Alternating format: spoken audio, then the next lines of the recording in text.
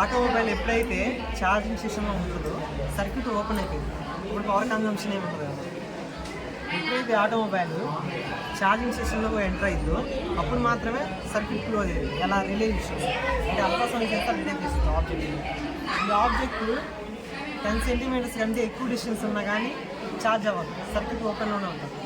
ఇది క్లోజ్ ఉన్నప్పుడు మాత్రమే ఓపెన్ అయ్యింది, అప్పుడు మాత్రమే ఎఫిషియెంట్గా ఉంటుంది ఛార్జింగ్. అంతే. ఏమేమి యూజ్ చేస్తారో చెప్పండి. అల్ట్రాసోనిక్ సెన్సార్ యూజ్ చేశాము, ఆర్డినో నానో యూజ్ చేశాము, ఒక రిలే యూజ్ చేశాము పవర్ సప్లై కంట్రోల్ చేయడానికి. ఇక్కడ ఇన్వర్టర్ యూజ్ చేసాము, అంటే ఇక్కడ ఏసీని డీసీగా మార్చాము. మళ్ళీ ఇక్కడ ఉన్న డీసీని ఏసీగా మార్చాలి. మార్చడం కోసం ఇన్వర్టర్ సర్క్యూట్ యూజ్ చేసాం. ఇదేమో రెక్టిఫైర్ సర్క్యూట్.